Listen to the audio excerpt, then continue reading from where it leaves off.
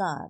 मैं स्नेहा, आपकी दोस्त, एक बार फिर से आप सबका स्वागत करती हूँ आपके अपने चैनल डर का घर में। आज जो कहानी मैं आप सबके लिए लेकर आई हूँ, हमेशा की तरह उस कहानी की तरफ आगे बढ़ने से पहले मैं मेरे सारे दोस्तों को दिल से धन्यवाद देना चाहती हूँ। मेरे वो प्यारे प्यारे दोस्त जिनके प्यार और सपोर्ट की वजह से आज मैं यहाँ पर हूँ। मेरे वो दोस्त हैं तो मैं हूँ, वरना मैं कुछ भी नहीं। आप सबका बहुत बहुत धन्यवाद। आप सबका इतना सारा प्यार देखकर हर बार मुझे एक नया मोटिवेशन मिलता है कि मैं आप सब के लिए हर बार कुछ नया और कुछ बेहतर लेकर आऊँ। और उनमें से कुछ प्यारे प्यारे दोस्तों के नाम हैं अमित जी, नवीन शर्मा जी, चिन्मय त्रिपाठी जी, रूबी जी, रवि जी, प्रियांशी जी, Poonam Saini ji, golden screen cinema जी।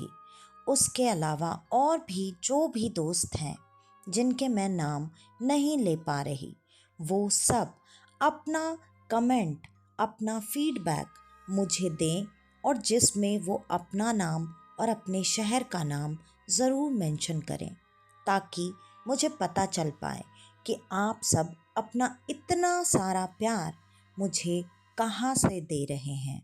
तो चलिए बढ़ते हैं अब आज की कहानी की तरफ। आज की कहानी की शुरुआत होती है एक ऐसे समय से जब सिनेमा का दौर शुरू ही हुआ था और उस वक्त सिनेमा और सिनेमा घर बहुत गिने चुने ही थे। ऐसे में एक आदमी जिसका नाम था श्रेयांश, वो विदेश में रहते थे। वो थे तो इंडियन ही, लेकिन वो काफ़ी लंबे समय से विदेश में ही जाकर बसे हुए थे। उन्हें अचानक अपने देश की याद आती है और वो लौट कर आए वापस भारत में। और यहाँ आने के बाद उनकी यहाँ पर काफ़ी सारी प्रॉपर्टीज़ थी। उन्होंने एक बार अपनी उन सारी प्रॉपर्टीज़ का जायज़ा लिया और उसके बाद उन्होंने ये तय किया कि यहाँ पर उन्हें एक नया सिनेमा घर खोलना चाहिए, क्योंकि इस बीच जब वो मूवी देखने के लिए गए हुए थे, तब उस थिएटर का एक्सपीरियंस करने के बाद उन्हें ऐसा लगा कि यहाँ वो इससे अच्छा, इससे बेहतर सिनेमा घर बनाएंगे, जिसके बाद वहाँ पर रहने वाले लोगों को एक अच्छे सिनेमा घर का एक्सपीरियंस मिल पाए। पैसों की उनके पास कोई कमी नहीं थी, प्रॉपर्टीज़ भी थी, जिनमें से एक जगह उन्होंने चुन ली जहाँ पर वो अपना नया सिनेमा घर बनाने वाले थे। श्रेयांश ने बहुत सारे पैसे खर्च किए और एक आलीशान, शानदार, बेहतरीन सिनेमा घर तैयार करवाया, जिसमें उनके बहुत सारे पैसे खर्च हुए। और उस सिनेमा घर को बनाने के बाद जब उन्होंने उस सिनेमा घर को चलाना शुरू किया, तब उन्होंने उसकी कीमत उस वक्त पर, अगर आप अंदाज़ा लगाएं तो, जैसे बाकी सिनेमा घरों की टिकटें वहाँ पर अगर 1 रुपए की मिला करती थी, तो श्रेयांश ने अपने सिनेमा घर के टिकट का दाम लगभग 15 से 20 रुपए रखा था। उस ज़माने में ये अमाउंट बहुत बहुत बड़ी थी और जिसके वजह से उनका ये सिनेमा घर कुछ समय तक तो बिल्कुल भी नहीं चला। श्रेयांश अब इस चीज़ से काफ़ी परेशान हो चुके थे।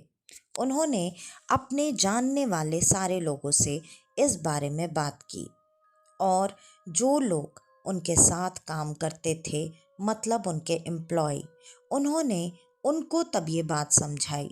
सर, आप एक बात खुद ही सोच कर देखिए, यहाँ आपने जो कीमत टिकट्स की रखी है, इतनी कीमत कोई भी दे करके ऐसे जगह पर सिनेमा देखने आना क्यों पसंद करेगा, जबकि बाकी सिनेमा घर में उन्हें इनका सिर्फ 1% ही कीमत चुकाकर सिनेमा देखने को मिल जाया करता है।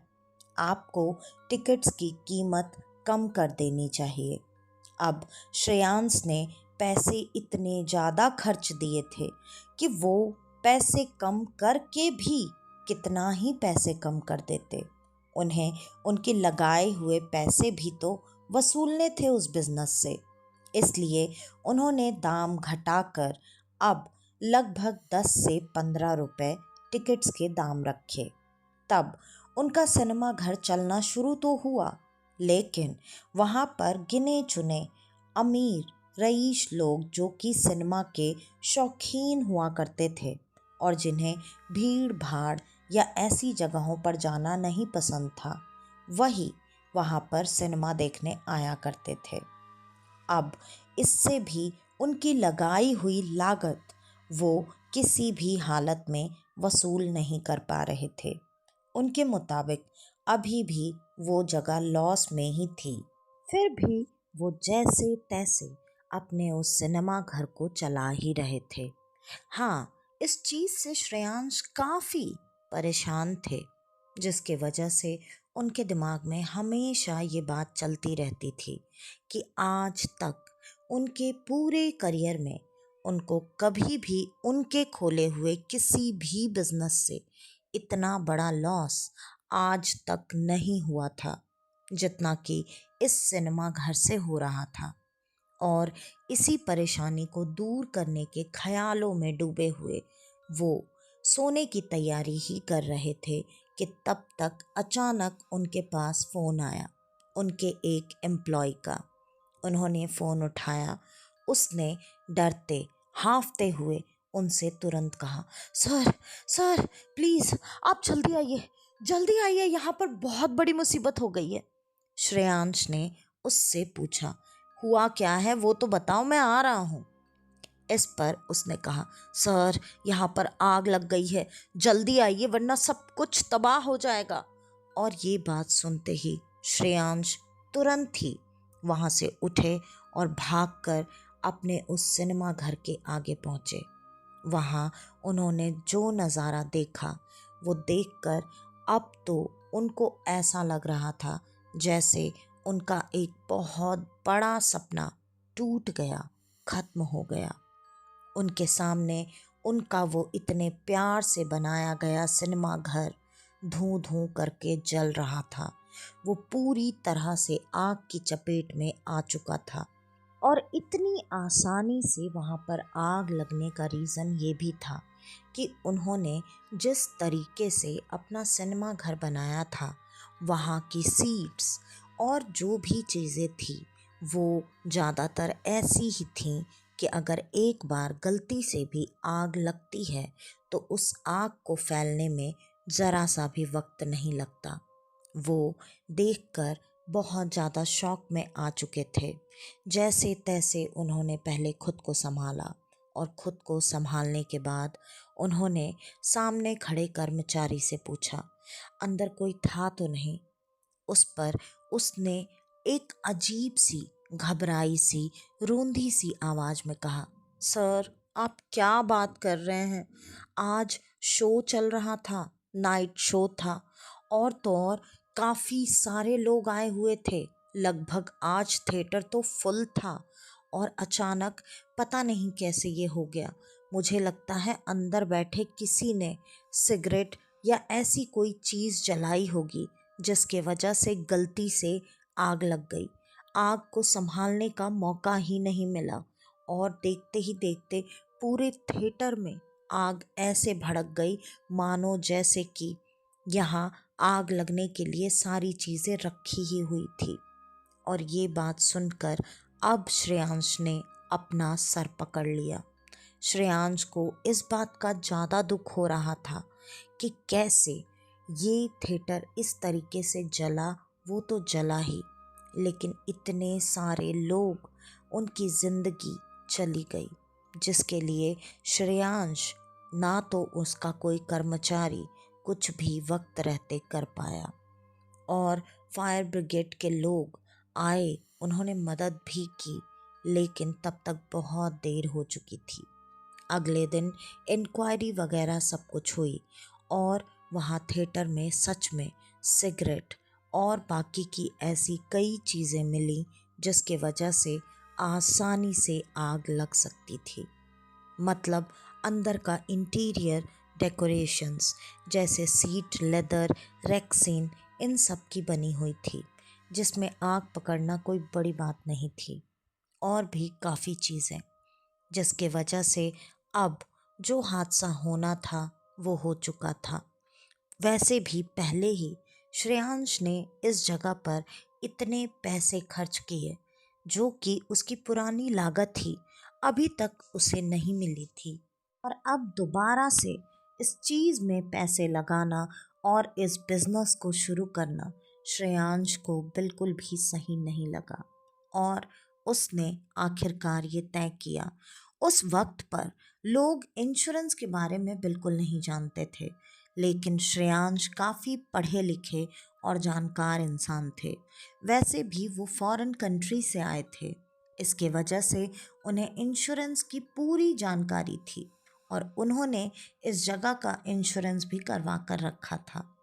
इंक्वायरी ख़त्म होने के बाद उनको उनके इंश्योरेंस के पैसे मिल गए और इस जगह को वो कुछ भी और शुरू ना करने के लायक समझकर, अपने करियर का सबसे बड़ा फेलियर समझकर चुपचाप इंश्योरेंस के पैसे लेकर वापस विदेश चले गए।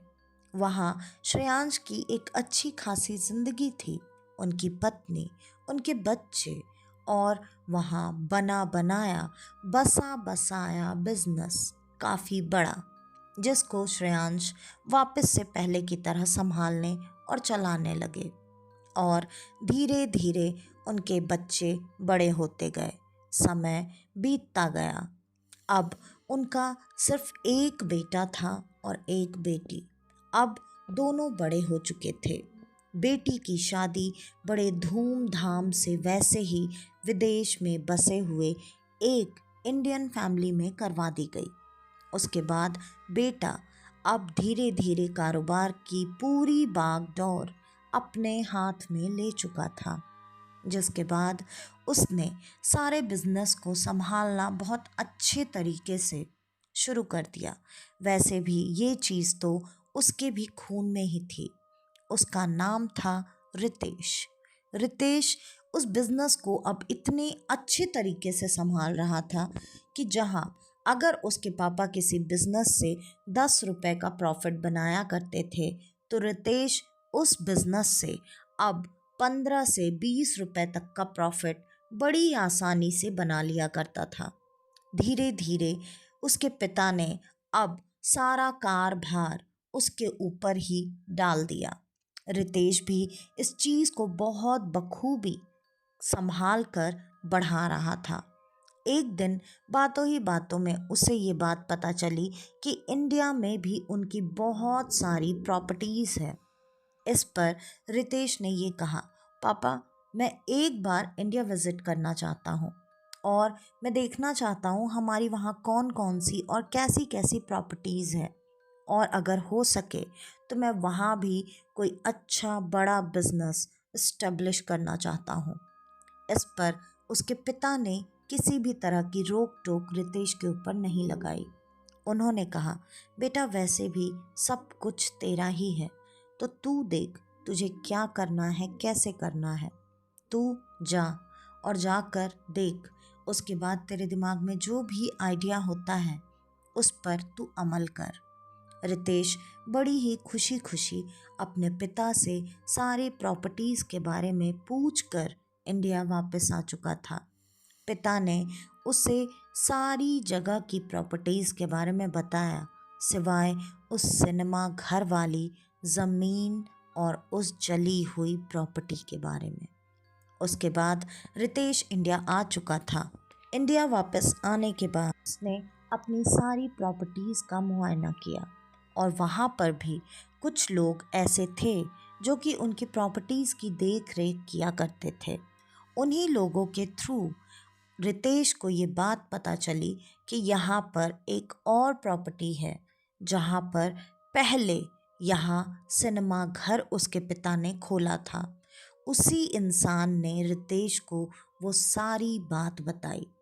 और सारी बात जानने के बाद रितेश के दिमाग में एक बात आई। पापा ने जिस वक्त ये सिनेमा घर खोला था, उस वक्त यहाँ पर इस तरह का सिनेमा घर चलना मुश्किल था। उसके वजह से शायद ये बिजनेस प्रॉपर नहीं चला। लेकिन अब आज की डेट में अगर मैं इसे एक अच्छा मल्टीप्लेक्स बना करके खोलूं तो ये ज़रूर चलेगा। और रितेश के दिमाग में ये ख्याल दौड़ गया, क्योंकि अभी तक वो ऐसे किसी बिजनेस में नहीं था। और जब उसे ये पता चला कि उसके खुद के पिता का इसमें इंटरेस्ट था, तभी उन्होंने ऐसा सिनेमा घर उस वक्त पर बनाया था। तो इसी बिजनेस का ख्याल अब उसके दिमाग में सबसे पहले आया।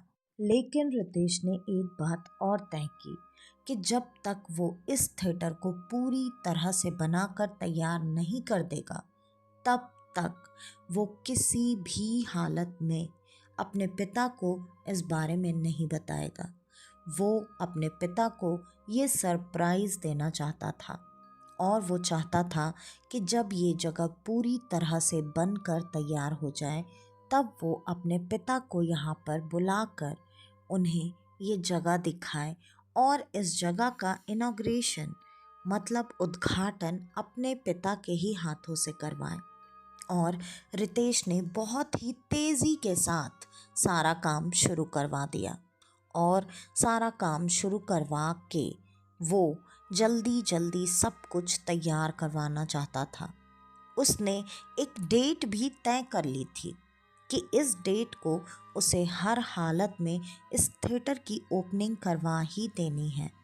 तब उस थिएटर का काम जल्दी से जल्दी निपटाने के लिए उसने ज़्यादा से ज़्यादा लोगों को काम पर लगा दिया। उसके बाद रितेश अपने घर पर आराम कर रहा था।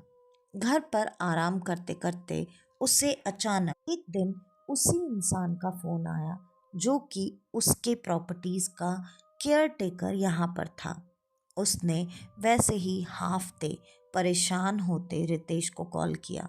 सर सर, जल्दी आइए, यहाँ पर कुछ बहुत बड़ा हादसा हो गया है। ये बात सुनते ही रितेश ने कुछ भी नहीं पूछा। वो भागते हुए तुरंत वहाँ उस थिएटर वाली जगह पर पहुँचा। और जब वो वहाँ पर पहुँचा तो उसने देखा वहाँ जो उसने लगभग 100 लोग काम को जल्दी से जल्दी पूरा करने के लिए लगाए हुए थे, उसमें से 6 लोगों की मृत्यु जलकर हो चुकी थी। लेकिन इसमें सबसे बड़ी आश्चर्यजनक बात यही थी कि उन 6 लोगों की मृत्यु हुई जलकर। वो उस वक्त थिएटर के अंदर थे, लेकिन थिएटर के अंदर की एक भी चीज़ को कुछ भी नुकसान नहीं हुआ था। यहाँ तक कि एक भी चिंगारी तक थिएटर के किसी भी चीज़ पर नहीं थी। ये देखकर उसे बहुत ज़्यादा आश्चर्य हुआ कि ऐसा कैसे हो सकता है। लेकिन रितेश को वो जगह शुरू करवानी थी और वो ये बिल्कुल नहीं चाहता था कि शुरू करवाने के पहले ही ऐसी कोई बात बाहर आ जाए, जिसके वजह से जब इंक्वायरी के लिए पुलिस आई तब उसने अच्छे खासे पैसे देकर इस बात को वहीं के वहीं दबा दिया। और उसके बाद उसने बाकी का काम सिर्फ दिन में ही करवा कर जो डेट उसने तय की थी उस डेट तक थिएटर बनकर तैयार हो चुका था। और अब रितेश ने अपने पापा को इंडिया आने के लिए कहा। उसके पिता ने भी ये कहा, वाह बेटा, बड़ी जल्दी तुमने तुम्हारे बिजनेस का डिसीज़न भी ले लिया और सारी तैयारियां भी करवा ली। ये तो मेरे लिए बहुत खुशी की बात है। उधर श्रेयांश अपनी पत्नी को लेकर इंडिया आ चुका था। इंडिया आते ही जब उसके बेटे ने सरप्राइज़ देने के लिए उसे लाकर उसी जगह और उसी थिएटर के आगे खड़ा किया, ये देखते ही श्रेयांश तुरंत ही अपने बेटे पर भड़क चुका था। वो इतना ज़्यादा गुस्सा था कि उसने अपने बेटे को काफ़ी बुरा भला बोला और तो और इनॉग्रेशन भी नहीं किया। वो वहाँ से गुस्से में तमतमाता हुआ वापस अपने घर चला गया। उसके बाद उस थिएटर का इनॉग्रेशन तो उसकी माँ के हाथ से करवा दिया गया। शोज़ भी स्टार्ट हो चुके थे, लेकिन वो शो उस दिन का स्पेशल शो था, जो कि सिर्फ और सिर्फ इनके जानने वाले और करीबी लोगों के लिए स्पेशल शो अरेंज किया गया था। वो सारे लोग थिएटर के अंदर बैठकर उस थिएटर और उस मूवी का मज़ा ले रहे थे। इधर श्रेयांश के ऐसे गुस्सा होकर वापस आने की वजह से उसका बेटा रितेश और पत्नी दोनों उसके पीछे पीछे घर पर आ चुके थे, और घर पर आने के बाद वो सब उसे मनाने और समझाने में लगे हुए थे। और रितेश ने इस बात की वजह जानने की कोशिश की। इस पर उसके पिता ने उसे ये बताया कि बेटा, ये मेरे करियर का समझ लो एक कालिक है। मैंने आज तक जितने भी बिजनेस स्टार्ट किए, आज तक मुझे एक भी बिजनेस में कभी भी 1 रुपए तक का लॉस नहीं हुआ। लेकिन मेरे इस पूरे सक्सेस वाले करियर में यही एक ऐसा बिजनेस था जिसको मैंने बहुत मन से, बहुत प्यार से और बहुत अच्छे से शुरू किया, और इसने मुझे लॉस के अलावा कुछ नहीं दिया। मैं इस बिजनेस से बहुत बुरी तरीके से दुखी था, और मैं कभी नहीं चाहता था ना यहाँ वापस आना और ना ही उस जगह का कभी मुंह देखना। मैंने इसकी वजह से अपने करियर पर एक फेलियर का कलंक लगाया। इस वजह से मुझे इस जगह से, इस करियर से, इस बिजनेस से नफरत है। और भी कई सारी मन की बातें जो भी आज तक उसके मन में दबी हुई थी। उसके वजह से अब कहीं ना कहीं वो लोग भी इस बात को समझ रहे थे, और इस पर उसके बेटे ने उसे बहुत समझाने की कोशिश की। पापा, हो सकता है टाइम गलत हो, लेकिन अब मैंने स्टार्ट किया है, और आप जानते हैं मैं आज तक कोई भी बिजनेस ऐसा नहीं है, मैंने हर बिजनेस में जिसमें आप 10 रुपए का प्रॉफिट करते थे, उसमें मैंने आपको 20 रुपए का प्रॉफिट करके दिया है। तो भी आप ऐसे कैसे बोल रहे हैं? मुझ पर थोड़ा तो यकीन रखिए, ये बिजनेस भी अच्छा चलेगा, बहुत अच्छा चलेगा। आप एक बार तो भरोसा कीजिए, आपका सपना मैं सच करके दिखाऊंगा। और भी कई सारी बातें। लेकिन श्रेयांश तो जैसे अपने ज़िद पर अड़ा हुआ था, और उनके बीच ये बातें चल ही रही थी। फिर थोड़ी देर में माँ ने अपने बेटे को इशारे में मना किया कि अभी के लिए रहने दो, और ये सब बातें ऐसे तुरंत करके कोई मतलब नहीं बनता है। इस बारे में मैंने भी सुना था, लेकिन मैंने जब भी तुम्हारे पापा से इस बारे में बात करने की कोशिश की, वो ऐसे ही नाराज़ हो जाया करते थे, जिसके वजह से मैंने इस बारे में कभी भी जिक्र करना हमेशा हमेशा के लिए छोड़ दिया। तो अभी थोड़ी देर के लिए तुम भी शांत हो जाओ, धीरे धीरे तुम्हारे पापा का गुस्सा शांत हो जाएगा, तुम बिल्कुल चिंता मत करो। इस पर रितेश भी नॉर्मल हो गया, और जैसा कि रितेश ने सोचा था और प्लान किया था, वो बिजनेस अभी तक तो अच्छा खासा चल रहा था। लोगों को वो जगह भी, वहाँ के रेट्स भी, सब कुछ बहुत अच्छी तरीके से पसंद आ रहे थे। एक दिन ऐसे ही रितेश रात में अपने थिएटर में शोज खत्म होने के बाद और भी कुछ चीज़ें देखने के लिए गया था कि कुछ और काम अगर बाकी है, या फिर अगर इसको थोड़ा और इम्प्रूव किया जाए तो क्या ये बेहतर होगा या नहीं। तब रितेश रात में लेट नाइट शो खत्म होने के बाद अपने थिएटर में विजिट करने के लिए पहुंचा। जब वो वहाँ पर पहुंचा, थिएटर में अंदर तक सिर्फ और सिर्फ अंधेरा था।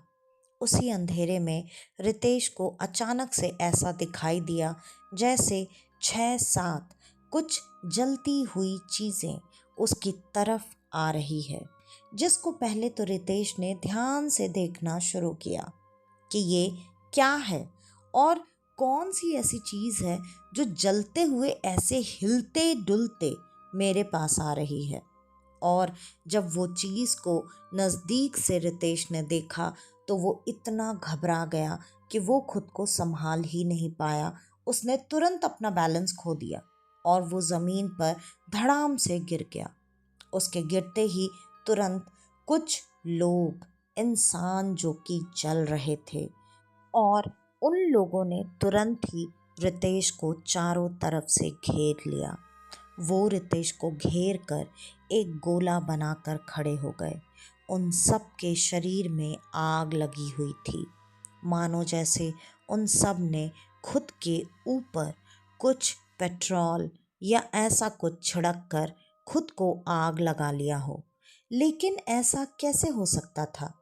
कोई भी नॉर्मल जिंदा इंसान अगर ऐसे जल रहा हो तो वो चीखेगा, चिल्लाएगा, छटपटाएगा। लेकिन ये लोग तो बिल्कुल नॉर्मल तरीके से बस उसको घेर कर गोला बनाकर खड़े थे। ये देखकर रितेश को अपनी आंखों पर बिल्कुल यकीन नहीं हो रहा था। लेकिन रितेश अब ये समझ चुका था कि जो वो देख रहा है वो उसके आंखों का वहम नहीं है, वो सच्चाई है। और शायद इन्हीं लोगों की वजह से वो लोग जो कि थिएटर बनाते वक्त बिना थिएटर में आग लगे जलकर मरे थे, शायद वो भी इन्हीं लोगों की वजह से मरे थे। लेकिन ये लोग आखिर हैं कौन और ये ऐसे मुझे घेर कर क्यों खड़े हैं?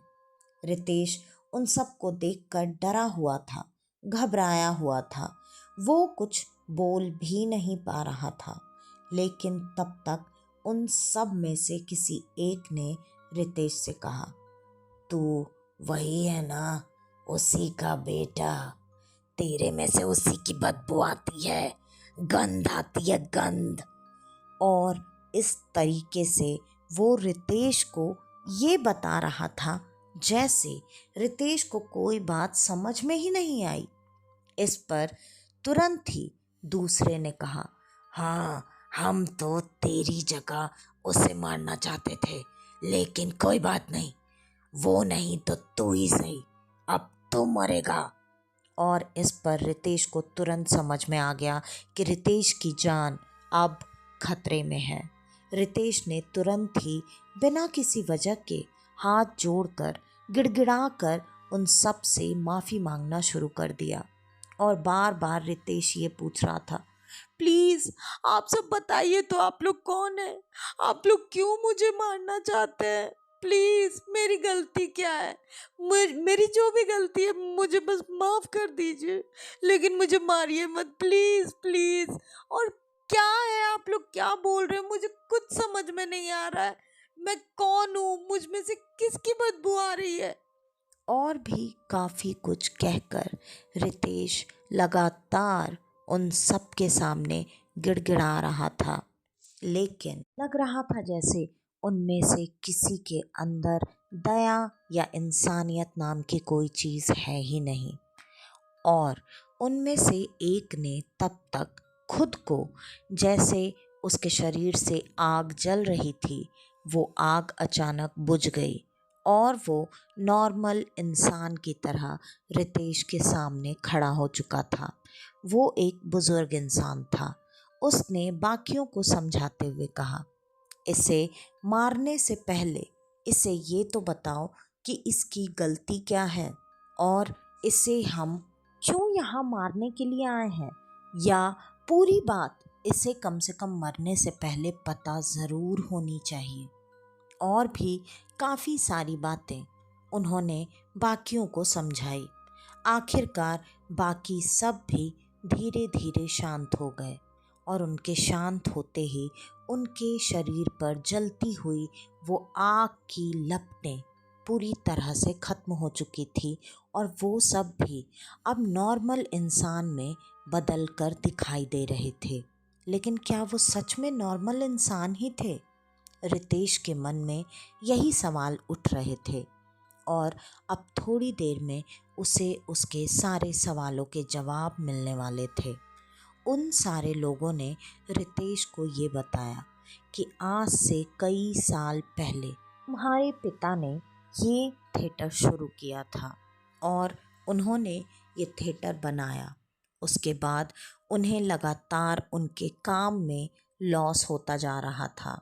हम लोग उनके जानने वाले थे, उनके दोस्त थे और उन्होंने इस थिएटर में हमें मूवी देखने के लिए बुलाया और उन्होंने ये कहा कि अगर वो आज यहाँ इस थिएटर में फ्री मूवी का एक्सपीरियंस लेंगे, उन्हें ये एक्सपीरियंस अगर पसंद आएगा तभी वो आगे चलकर भी थिएटर में पैसे देकर आने की बात सोचेंगे। और फ्री की कौन सी चीज़ किसे बुरी लगती है। और तो और इतने अच्छे थिएटर का पहला एक्सपीरियंस फ्री में लेने के लिए ज़्यादातर लोग वहाँ पर तैयार हो चुके थे। उसके बाद वो सारे लोग वहाँ पर आए।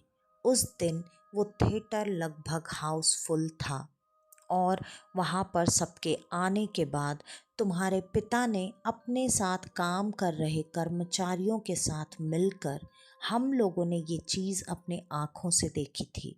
उन्होंने यहाँ सारे दरवाज़े बंद कर दिए बाहर से और दरवाज़े बंद करने के बाद उन लोगों ने मिलकर यहाँ अंदर आग लगा दी।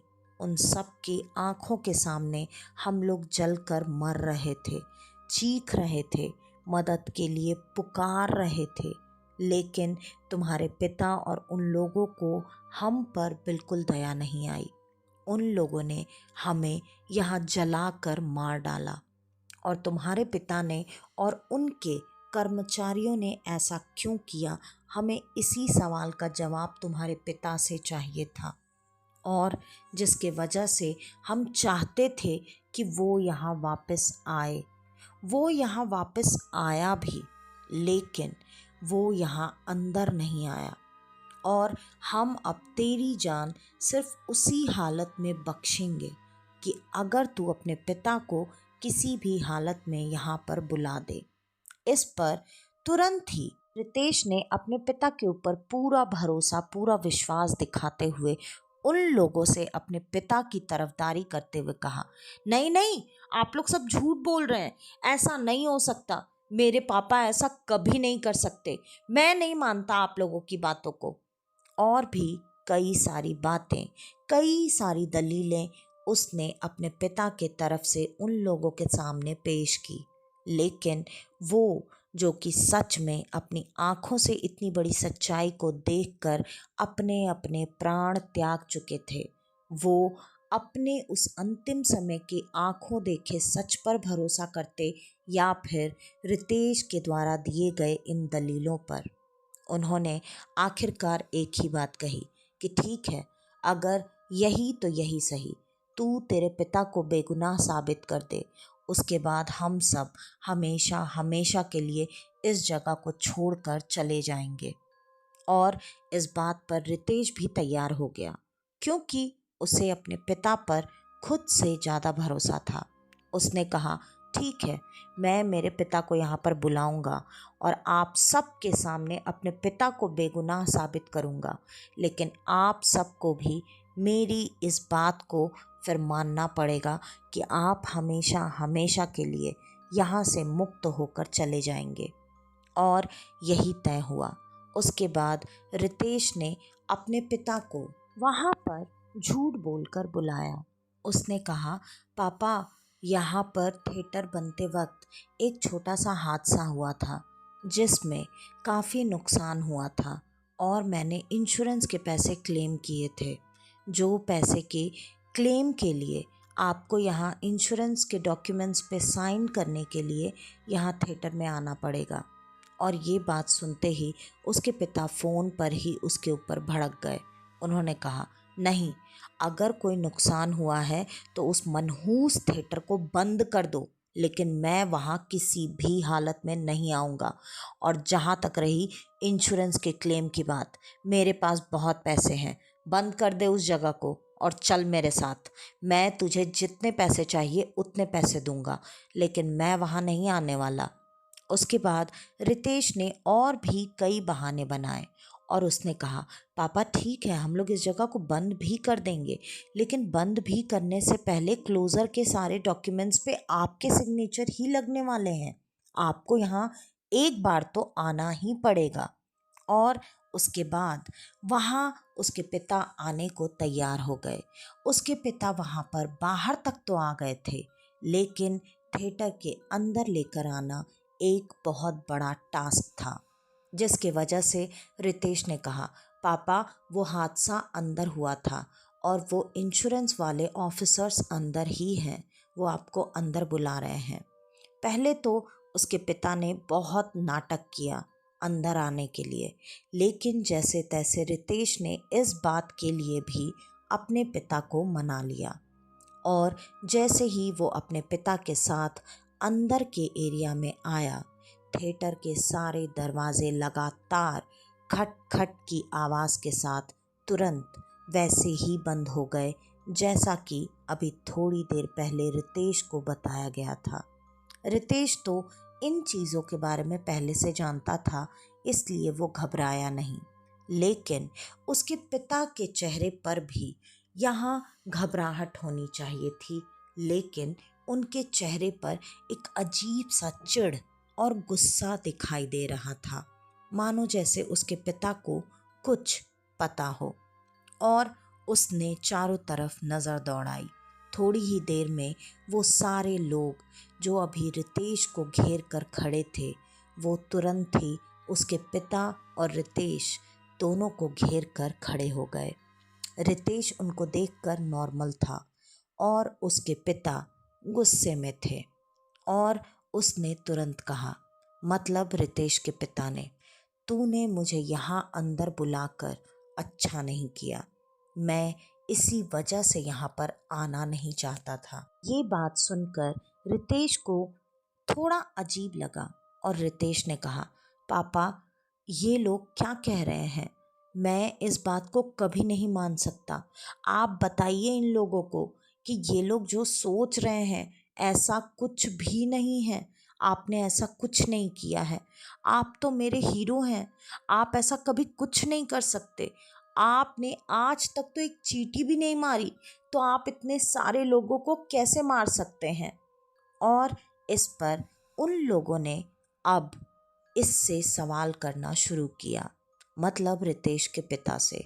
उन लोगों ने यही कहा कि हम सब तो तेरे दोस्त थे और हम सब तो तुझ पर भरोसा करके यहाँ आए थे, लेकिन तूने हम सबको क्यों मार दिया, और वो भी इतनी बुरी और इतनी भयानक मौत। इस पर वो, मतलब रितेश का पिता, ज़ोर ज़ोर से हंसने लगा। उसने कहा, तुम लोगों को क्या पता, तुम सब ज़मीन पे रेंगने वाले कीड़े, तुम्हें क्या पता था मैंने कितने सारे पैसे, कितनी इच्छाओं के साथ यहाँ पर खर्च किए थे कि मुझे इतना बड़ा प्रॉफिट होगा यहाँ से। लेकिन इतने पैसे लगाने के बाद भी मुझे यहाँ से प्रॉफिट के नाम पर क्या मिला? अठन्नी चवन्नी, जो मेरे किसी काम की नहीं थी। और तो और इतनी कोशिशों के बावजूद मैंने दाम इतने गिरा दिए, सब कुछ कर लिया, लेकिन इस बिज़नेस से मुझे क्या मिला? सिर्फ और सिर्फ लॉस। और मैं आज तक, मुझे मेरी किसी बिज़नेस में कभी लॉस नहीं हुआ। मेरे इतने सारे पैसे डूब गए, बर्बाद हो गए। मैं कैसे उन पैसों को बर्बाद होने देता? मेरे पास और कोई रास्ता नहीं था इस थिएटर में आग लगाने के अलावा और इंश्योरेंस के पैसे क्लेम करने के लिए। अब ये बात सुनकर रितेश के पैरों के नीचे से तो ज़मीन निकल चुकी थी।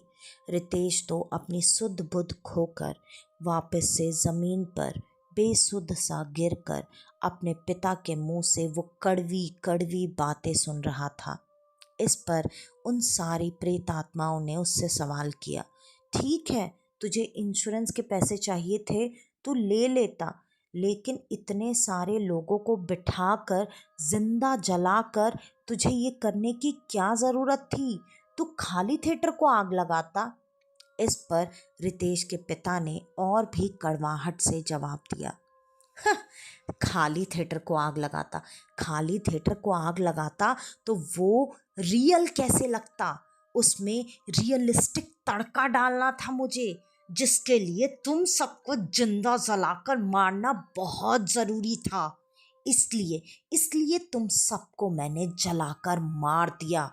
और उस समय तो इन्वेस्टिगेशन भी नहीं होती थी प्रॉपर, सब कुछ मैंने बातें दबा दी, पैसे मिल गए मुझे पूरे मेरे, मेरा ये लॉस मैंने रिकवर कर लिया इस तरीके से। अब क्या, अब तुम लोग क्या कर सकते हो, तुम लोग सब मर चुके हो, जाओ यहाँ से। और भी बहुत सारी गंदी गंदी कड़वी कड़वी बातें उसके पिता लगातार बोलते जा रहे थे। रितेश को तो भरोसा ही नहीं हो रहा था, ना अपने कानों पर और ना ही अपनी आँखों पर। और उसके बाद रितेश वहाँ पर गिरा हुआ था।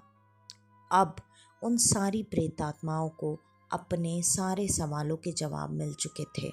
उन सब ने रितेश को वहाँ से जाने को कहा, लेकिन रितेश जानता था कि अब इसके बाद उसके पिता का अंत क्या होने वाला है।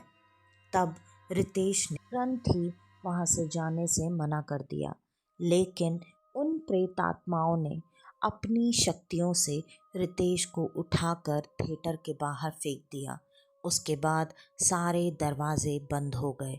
रितेश वहाँ एक छोटे से झरोखे से अंदर का नज़ारा देख पा रहा था, और तुरंत ही उन सारी आत्माओं ने वैसे ही खुद को, जैसे वो जलते हुए पहली बार रितेश के सामने आए थे, वैसे ही वो दोबारा जलने लगे। और उन सब ने एक घेरा बनाकर रितेश के पिता को उसकी आंखों के सामने घेर लिया। और उसके बाद लगातार उसके पिता की चीख पुकार उसके कानों में सुनाई देने लगी। और उसके बाद अगले दिन सुबह उसके पिता की बहुत ही बुरी तरीके से जली हुई लाश सब ने बरामद की। रितेश सारी सच्चाई जानता था, लेकिन उसके बाद रितेश क्या कर सकता था। रितेश ने सबकी आत्माओं की शांति के लिए जो भी पूजा विधि और सब कुछ करवानी थी, उसने सब कुछ करवाया। उस थिएटर में भी उसने वापस से ग्रह शांति और जो भी पूजा होती है वो सारा कुछ करवाया। उसने उन सारी आत्माओं की शांति के लिए भी सारी चीज़ें की, और साथ ही साथ अपने पिता के लिए भी।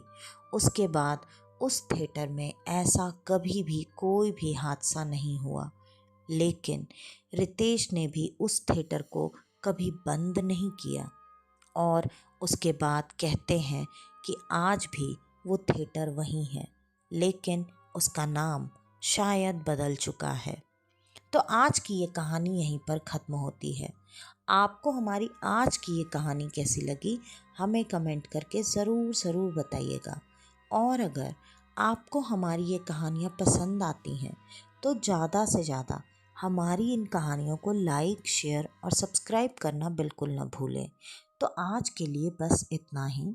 मैं स्नेहा, आपकी दोस्त, आज के लिए लेती हूँ अलविदा।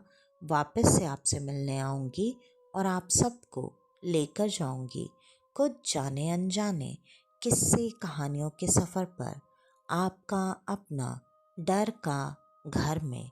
तो तब तक के लिए नमस्कार।